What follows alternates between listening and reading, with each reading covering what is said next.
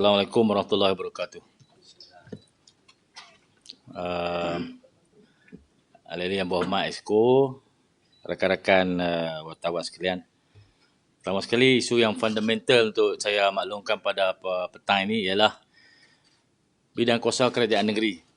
Selepas kita menubuhkan Malaysia, lepas ada semua perjanjian penubuhan Malaysia ni yang dipersetujui, bidang kuasa negeri ini ada 3 saja. Berkaitan dengan tanah, agama, sumber air. Lain pada itu semua bidang kuasa kerajaan persekutuan. Tulis betul-betul. Bila negeri-negeri ini telah menyertai Malaysia, bidang kuasa kerajaan negeri ada 3. Isu berkaitan dengan tanah, tadbiran tanah. Tanah termasuk hutan. Sumber air, agama. Lain pada itu semua pergi di bawah bidang kuasa tata kelola, wewenang, tiwi kerama kerajaan persekutuan. Itu yang fundamental untuk dipahami oleh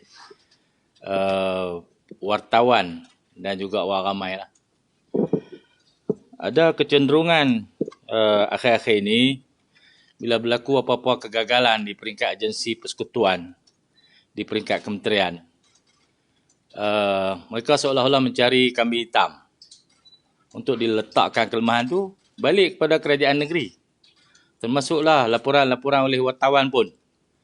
Contohnya adalah laporan berkaitan dengan kawal selia beras.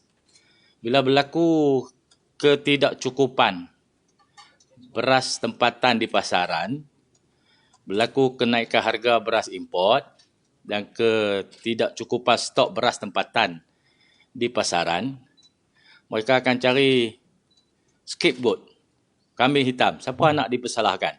Oleh kerana kebanyakan padi dan beras ni ditanam di Kedah, maka mata orang ramai tertumpu di Kedah. Maka diberatkanlah. Setelah itu seolah-olah Kedah ni gagal dalam kawal selia padi dan beras. Sebenarnya semua tu di bawah bidang kuasa kerajaan persekutuan, terutama Kementerian Pertanian dan Keterjaminan Makanan. Dalam satu laporan oleh beberapa akhbar kemarin, diberitakan ada satu skandal anak syarikat kerajaan negeri, kononnya lah, gagal supply beras tempatan dalam satu kontrak yang bernilai 100 juta. Kononnya laporan tu keluar daripada SPRM dan dilontarkan ke tengah-tengah masyarakat tanpa penjelasan yang sewajarnya. Laporan tergantung, seolah-olah peristiwa itu berlaku kemarin, padahal ia telah berlaku 2016. Tahun 2016 tu saya duduk pikul beras semua lah, tapi di kamp pelarian tu. Saya pada masa tu buat humanitarian mission di kawasan-kawasan bencana. Memang saya duduk pikul beras lah tu. Tapi di tempat lain lah. Saya pun tak diadun lagi pun. Jadi bila lontaran itu dikeluarkan, atas kehendak siapa saya pun tak tahu. Gairahlah spekulasi dibina seolah-olah punca ketiadaan beras tempatan di Kedah ni, punca dia Sanusi, sorok beras. Kan? Itu spekulasi yang cuba dibina oleh netizen ataupun cyber trooper. Saya pun akan bagi mereka nipu pula atas petikan-petikan yang dibuat berdasarkan laporan tu. Mereka telah menyerbu tak pakai helmet. Dalam serbuan tak pakai helmet ni saya akan buat balasan kerana mereka telah memburukkan kerajaan negeri. Seolah-olah perkara itu disebabkan oleh kerajaan negeri, maka beras tempatan tak ada. Orang-orang yang tidak memakai helmet ketika membuat serbuan di media sosial akan diburu. Saya beri masa 24 jam untuk menarik balik posting-posting mereka yang memberi gambaran bahawa skandal beras tempatan ini adalah ada kaitan dengan kerajaan negeri Kedah, anak syarikat kerajaan negeri Kedah, ataupun pemimpin-pemimpin kerajaan negeri Kedah. Dalam tempoh 24 jam, sekiranya posting itu tidak ditarik balik, dipadam, kita akan arahkan pasukan peguam memburu semua pemilik akaun tu untuk kita ambil tindakan mahkamah. termasuk kepada akhbar-akhbar yang membuat laporan tergantung, memberi gambaran yang salah kepada orang ramai. Termasuk kepada wartawan-wartawan yang menulis berita itu. Termasuk kepada syarikat akhbar yang menerbitkan berita itu. Kepada orang yang memanjang-manjangkan berita yang tidak benar itu. Supaya menjadi satu pengajaran kepada orang ramai. Kalau nak menyebarkan sesuatu berita, menyampaikan sesuatu maklumat, mestilah maklumat yang penuh, yang memberi maklumat yang lengkap dan berdasarkan kepada prinsip keadilan kepada pihak-pihak yang terbabit dalam berita seperti itu. Saya ingin memaklumkan kepada tuan-tuan pada hari ini berkenaan dengan tuduhan bahawa anak syarikat kerajaan negeri terlibat dengan skandal gagal membuat pengedaran beras kot. Laporan akhbar harian Metro Utusan Malaysia berapa bulan? 9 bulan Oktober. Seolah-olah semua kesalahan itu ada di kerajaan negeri dan peristiwa itu hanya berlaku kemarin dulu ke minggu lepas ke kan, no? Dalam era pentadbiran saya sebagai Menteri Besar. Berdasarkan laporan oleh Kedah Agro Sdn Bhd, walaupun SPRM tidak menyebutkan nama syarikat itu, SPRM ini pun satu benda hak selesai dah ataupun tak selesai lagi. Pasal apa dibagi kepada akhbar untuk disebarkan? Kalau dah sampai ke peringkat AG untuk dibuat pendakwaan, buatlah pendakwaan. Suruhlah AG buat pendakwaan. AG pun ambillah tindakan. Yang dibuat berita, sebar kepada orang ramai, sehingga menimbulkan kekeliruan di kalangan masyarakat. Buat apa? Itu bukan kerja SPRM. SPRM kerja menyiasat kan, no? Bukan melontarkan satu berita untuk jadi spekulasi. Ataupun memang itu kerja mereka sekarang ni. Saya harap benar itu tidak benar. Betul-betul buat kerja berdasarkan undang-undang lah, dia ada akta. Akta Suruhanjaya Pencegahan Rasuah 2009. Semua dalam tu. Adakah berita separuh benar ataupun tergantung itu boleh disebarkan? Dan laporan dia pada 2 Mac 2016, satu perjanjian kontrak manufacturing and supply agreement ditandatangani oleh Kedah Agro, diwakili oleh Datuk Ahmad Zaini Jaafar almarhum, mengurusi ahli lembaga pengedah Kedah Agro, disaksikan oleh Muhammad Saiful Izzuan Muhammad Suwarno dan dengan syarikat ProLink Marketing, diwakili oleh Encik Puvendran Chandran dan Encik Koganeswaran Chandran sebagai saksi. ProLink ni pembekal beras.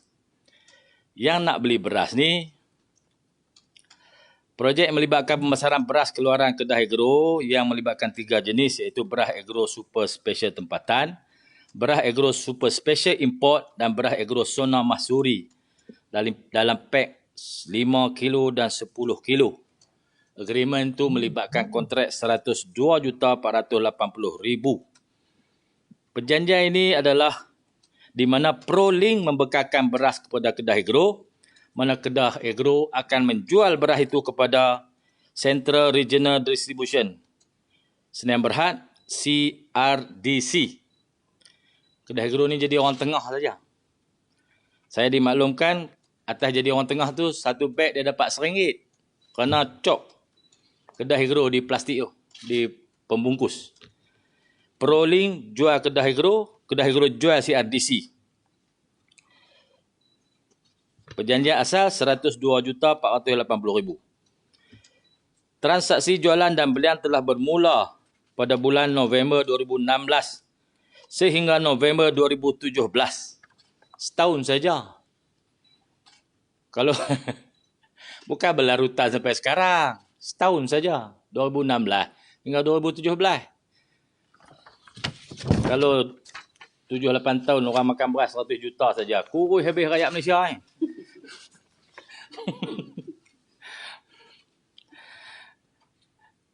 Yang terlaksana berdasarkan perjanjian.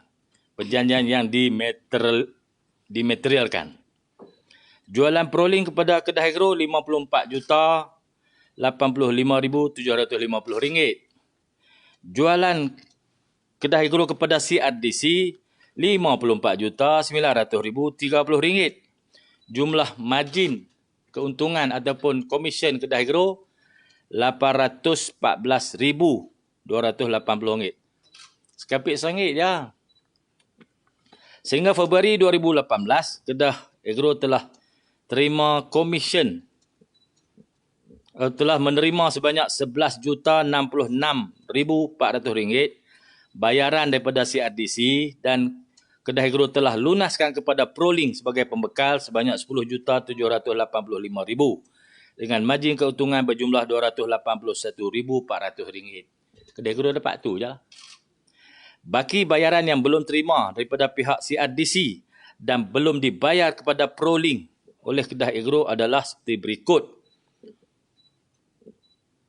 Pemiutang Proling RM43,833,630. Penghutang iaitu CRDC RM43,300,750. Komisen yang belum diterima RM532,880. Semasa mesyuarat Jawatankuasa Tindakan Laporan Ketua Audit Negara Bilangan 1 2019 pada 17 Januari 2019 di Cyberjaya, Ketua Pegawai Eksekutif telah memaklumkan bahawa semua urus niaga pemasaran beras telah dihentikan. Atas nasihat Jawatankuasa Tindakan Laporan Ketua Audit Negara, laporan polis telah dibuat oleh kedai agro melalui Tuan Haji Zulkifli bin Ahmad Rashidi, Ketua Pegawai Eksekutif Kedai Agro pada Mac 2019. Kemudian pihak SPRM dan bahagian kawal selia padi dan beras MOA telah membuat siasatan dan memanggil pegawai untuk dirakam kenyataan. Pihak MBI telah melakukan audit khas pada 18 April 2019 berhubung pemasaran beras oleh kedai agro. Kedai agro telah menerima surat yang ditandatangani oleh pengarah-pengarah Proling beserta resolusi pengarah Proling yang telah disahkan oleh Setiausaha Syarikat bertarikh Januari 2019. Resolusi ini adalah berkenaan perakuan pembatalan invoice berjumlah RM43,300,750 yang telah dikemukakan oleh Proling kepada kedai agro berkaitan dengan transaksi pembekalan beras kepada kedai agro bagi tahun berakhir Disember 2016 sehingga Disember 2017. Perkara ini dibentang dalam syarat ahli lembaga pengarah menjelaskan implikasi ke atas kedudukan kewangan syarikat bagi transaksi tersebut. Setelah dibincangkan, lembaga pengarah bersetuju menghapus kira amaun yang tertunggak dari transaksi jualan dan belian beras bagi tempoh 1 Disember hingga 31 Disember 2017 seperti yang dikemukakan. Seterusnya melalui mesyuarat tindakan bagi paparan susulan laporan Ketua Audit Negara AG Dashboard Bilangan 1 2020 pada 10 Februari 2020 yang diwakili oleh Tuan Hasnida Ludin dan Encik Hasriadi Muhammad Wasis telah memaklumkan bahawa projek pemasaran beras Kedah Agro ini sudah tidak dilaksanakan dan kes tersebut telah diambil oleh SPRM. Mesyuarat ahli lembaga pengarah nombor 3 2019 pada 24 Disember 2019 telah dimaklumkan bahawa siasatan SPRM telah selesai dan fail kes telah dihantar ke Penjawat Pegawai Negara untuk tindakan seterusnya. Pada 11 Oktober 2021, Kedah Agro telah menerima makluman isu audit yang dilaporkan dalam laporan Ketua Audit Negara tahun 2017 siri 2 berstatus selesai. Dashboard jadi hijau. Jadi kes ni selesai dah lah. Agreement 100 juta tu tak berlaku. Dia berlaku setakat 54 juta saja dan 54 juta itu telah dimaterialiskan. Komisen dapat 800,000. Kes berhenti 2016 hingga 2017. Takkanlah kerana kes ni beras tempatan tak ada tahun 2023. Kan? Masuk akal ke tak? Jadi nak sebar berita pun bagi masuk akal. Bila ada jawapan aku ni, kantoi. Bila kantoi, Malulah. Jadi kalau nak serbu elok-elok. Pakai helmet. Yang kedua ialah isu pengilang yang menyorokkan beras tempatan itu isu di bawah kawal selia padi dan beras di bawah MOA. Saya harap mereka dapat melaksanakan tanggungjawab sebaik mungkin. Kita di pihak kerajaan negeri ini dah orang tak diberi kuasa. Kita harap perkara itu dapat dilaksanakan dengan baik. Cuma saya dah cakap benda ni lama. Saya tak ada kartel. Ada kartel saya ulang banyak kali. Mereka ni pernah menafikan ucapan saya tu. Mereka kata tak ada. Ada laporan akhbar kata mereka ni kata tak ada. Saya cakap tak betul. Tapi bila mereka pergi cek betul, ada. Bila ada tu, buatlah kerja betul-betul. Tak. Ada lagi. Jumlah kilang. Mana Cik Mat tadi?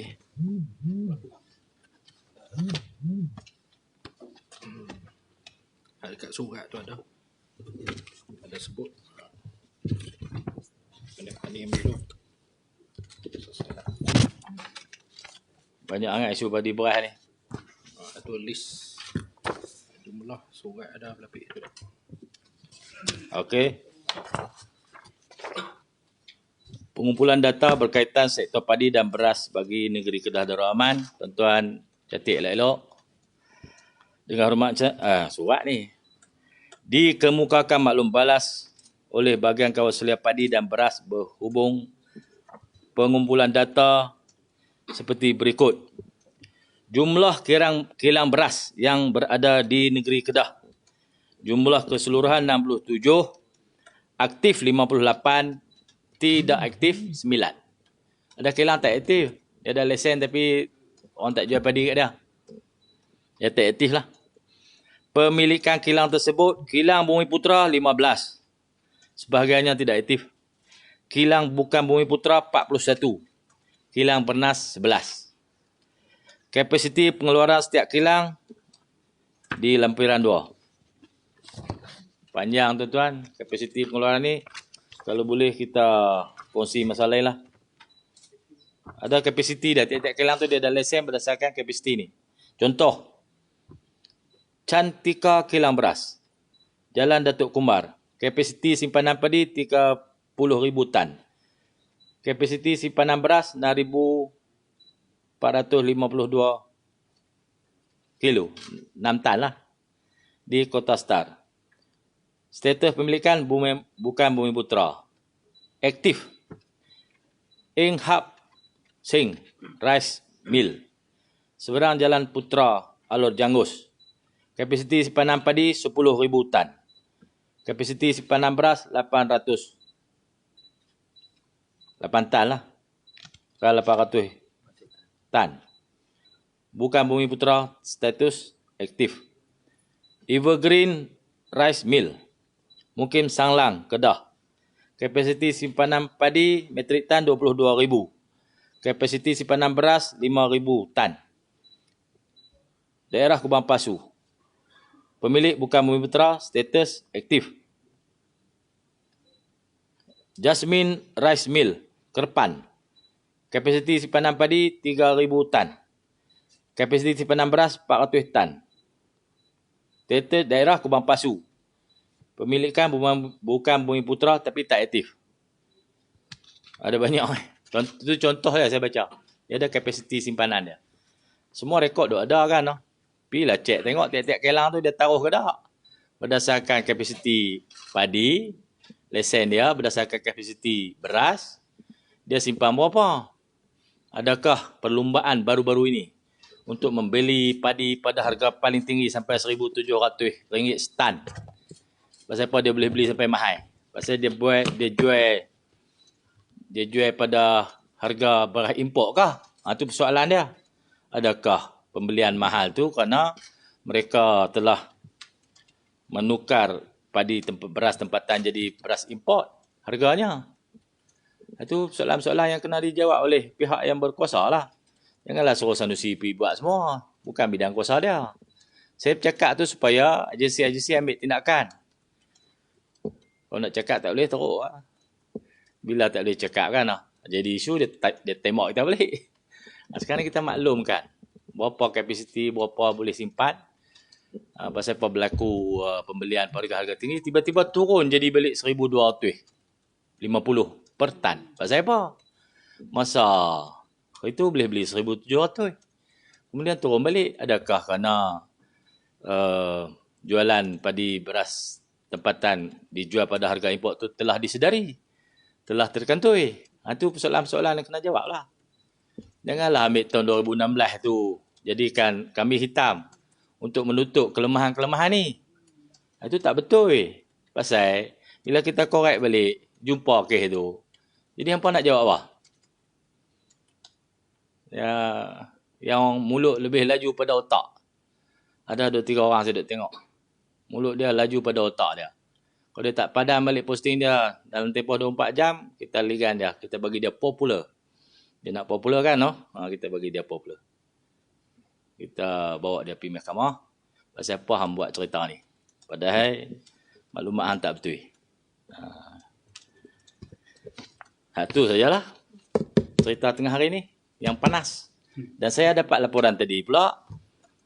Mai sumber baru daripada mana saya tak tahu. GLC yang disiasat tu bukan daripada Kedah pula dah. Kan? Dia kona kata aku tu. Kona pergi kot lain pula. Lah ni pasal apa hampa kona banyak sangat ni? Mula-mula hampa kata Kedah. Bila kita dah sedia jawapan, hampa kata bukan Kedah pula.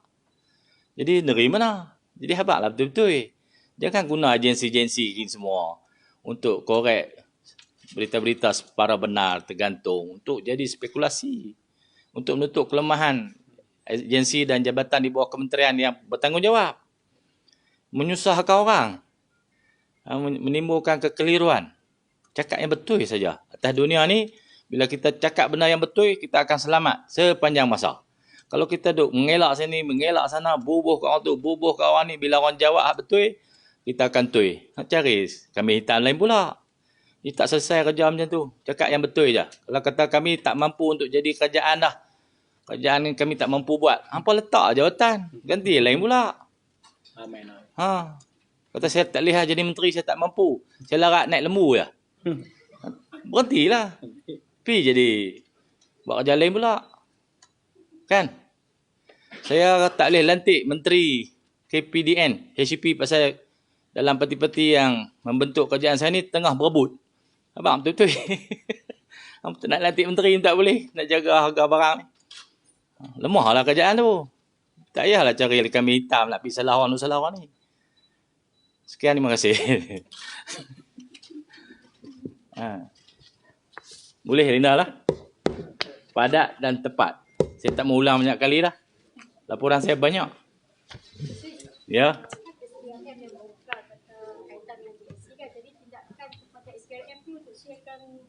Kita kaji tengok apa tujuan dia membongkar tu. Adakah itu satu pembongkaran? Benar 2016 bukan bongkar dah. Itu jadi reput jadi. Orang sains tu pun mati dah.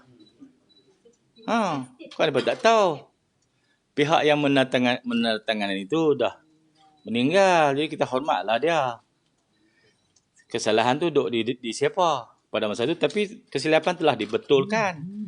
Bukan kesalahan Kedah Agro pun. Perjanjian tidak dapat dimaterialiskan. Separuh saja. Dan telah selesai. Tuntutan-tuntutan itu telah ditarik balik. Jadi apa lagi kesnya? Pasal apa dibongkar celah-celah ni? Patut 2016-2017 kan lah. Berapa tahun apa ambil masa untuk rilis benda tu? Pasal begitu lama. Ataupun disimpan untuk cover apa-apa kelemahan siapa-siapa. Tak boleh buat kerja tu. Agensi apa pun tak boleh. Agensi kerajaan tak boleh buat kerja macam tu. Tak kira lah SPRM ke, polis ke, tentera ke, siapa tak boleh. Dalam laporan tersebut, pembekalan beras tu berlangsung sampai 7 tahun. Setahun saja. No. Setahun. Tak 2016, 2017. Tak ada kontrak sampai lama-lama. Setahun tu saja. 2016, 2017. Habis. Ya, tapi dalam laporan tu seolah-olah tak diceritakan habis. Tu saya kata tergantung. Tak betul. Setahun saja kontrak 102 juta tu. Setahun. Tu saya kata kalau 7 tahun. Rakyat Malaysia nak makan beras bernilai 100 juta. Kurus habis semua. Masuk PE ni pun. Ingat halu ya.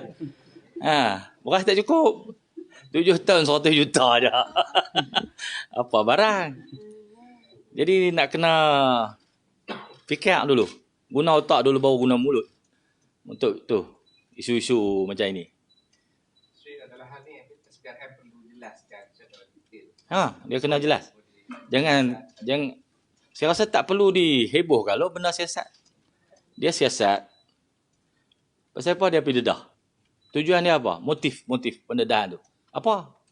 Setelah tengah isu beras dia dedah isu ni. Dedah pula tergantung. Tak habis. Ni kona pergi negeri lain pula. Tujuan dia apa?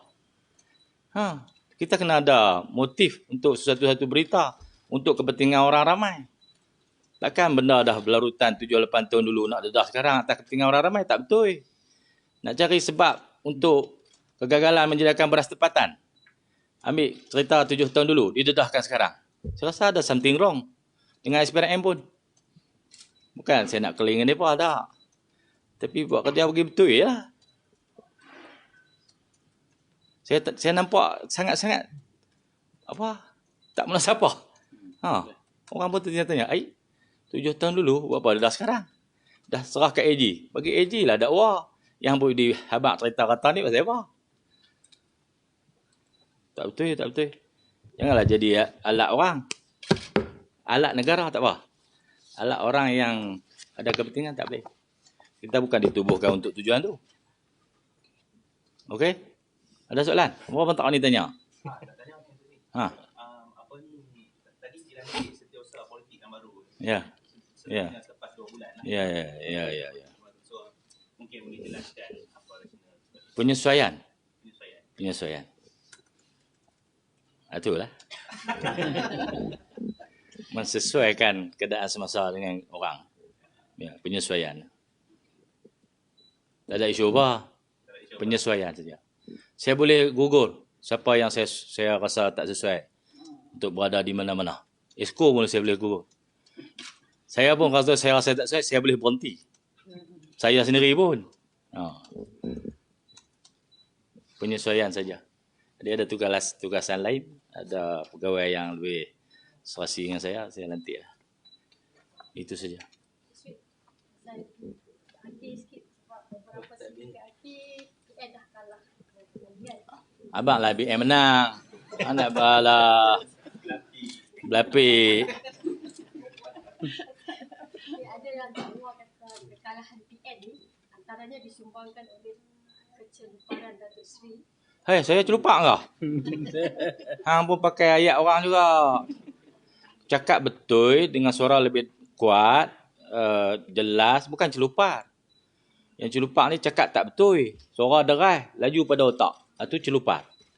Kalau ada asas, ada bukti, ada analisa yang tepat, justifikasi yang betul, tu bukan celupar. Tohmahan. Ditohmah saya celupar. Padahal saya ada bukti semua. Takkan cakap benda betul celupar. Ni dunia ni telah diterbalikkan. Yang cakap betul celupar, yang cakap tipu tak celupar. Macam mana tu Linda?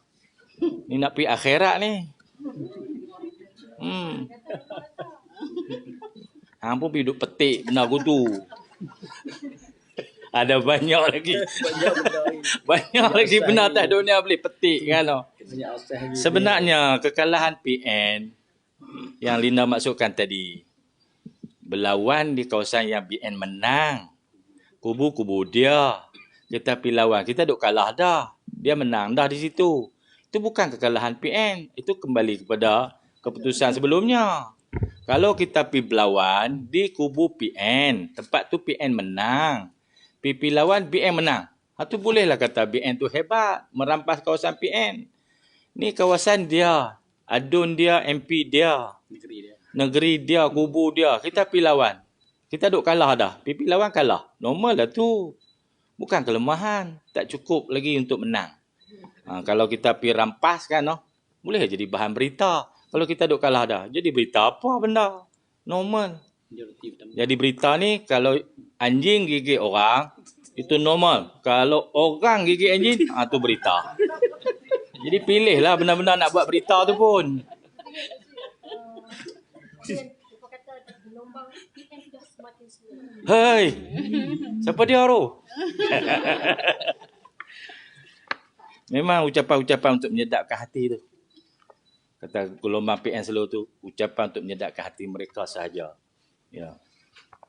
So, apa, integriti Tan Sri Muhyiddin sekarang macam mana? Ada sejejas tak?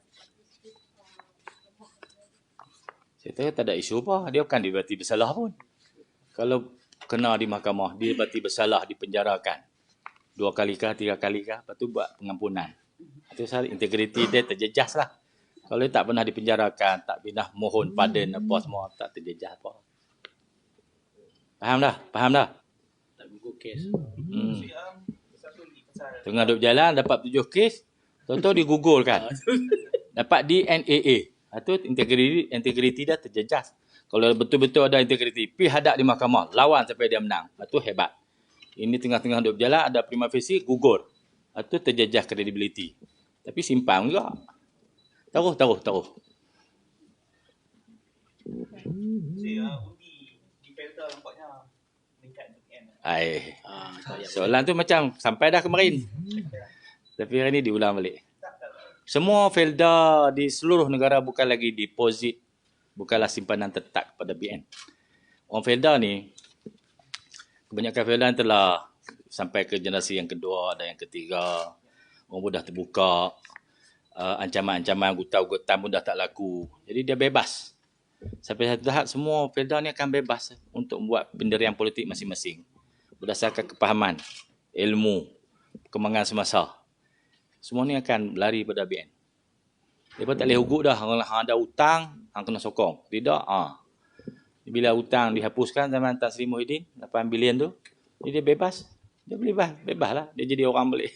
Bukan dia jadi orang yang dah boleh buat keputusan atas kesedaran dan kepahaman sendiri. Maka Felda bukan lagi deposit simpanan tetap untuk kursi-kursi Barisan Nasional. Sebab tu di Kedah ni, semua kawasan Felda PN menang. Dia akan pergi ke Pahang, ke Perak, ke Johor lepas pada ini, semua kawasan Felda PN akan menang. Pasal ke semua peneroka Felda kebanyakannya adalah orang Melayu. Orang Melayu sedang sekarang ni nak kepentingan politik Melayu ni selamat, terpelihara, teguh, kukuh untuk menjadi teras politik negara ini, dia bersama dengan PN. Maka beramai-ramai mereka akan memberi undi kepada Perikatan Nasional. Takbir. Allah. Siap. Apa dia lagi? Palestin. Oh, Palestin. akan ada satu himpunan lah. Hari Jumaat ni, lepas solat Jumaat, di Dataran Zero, Sungai Petani. Himpunan Solidariti bersama rakyat Palestin. Semua exco akan hadir. Solat Jumaat di Masjid Muzaffar. Kemudian itu berhimpun di Dataran Zero. Kita akan buat pelancaran tabung untuk kemanusiaan, membantu rakyat Palestin. Semua masjid pun akan buat kutipan sekali Jumaat tu untuk tabung masjid tu kita akan remah kepada Palestin. Ada NGO-NGO yang bekerjasama dengan kerajaan negeri yang akan menyelaraskan kutipan tu untuk sampai ke Palestin. Saya habis sapi tau. Saya habis sapi banyak kali juga lah. Tapi hak terakhir tu tak dia masuk pasal tengah perang. Jadi saya panggil orang Palestin main ambil di Cairo. Biasa. Dah. Tu Flotilla pergi Bangladesh. Ini pergi Gaza. Oleh kerana tunggu 8 hari tak boleh masuk di sepadan tu, kita panggil orang Palestin keluar. Dia boleh keluar, kita tak boleh masuk. Sebagai seorang aktivis yang pernah pergi ke sana, macam mana Datuk Sri melihat kesatuan yang ditunjukkan dalam kalangan ahli parlimen? Bagus. Ahli Parlimen Malaysia kali ni kan lah. Siapa tak sokong Palestin, dia terbunuh lah. Politik dia mati lah di Malaysia. Cuma saya harap kita betul-betul memahami lah isu sebenar. Bukanlah Hamas tu saja pergi serang kan. Dah 75 tahun tertindas, apartheid, penjara, langit terbuka apa semua ni. Dia ada hak untuk memperjuangkan nasib diri dia. Kita akan bantu dia lah. Sekali lepas ini, Ya, ada banyak NGO yang akan bekerjasama. Pas rilis ni dia akan buat hospital. Itu akan diumumkan nantilah. Pas rilis ni bawah saya. Pengurusi bos. Dulu pengarah, sekarang dia pengurusi lah sebab saya sibuk sikit kan. No? Kita akan buat pembaikan sebuah hospital. Terima kasih. Terima kasih. Itu tadi semua dah. Pergilah grup kan.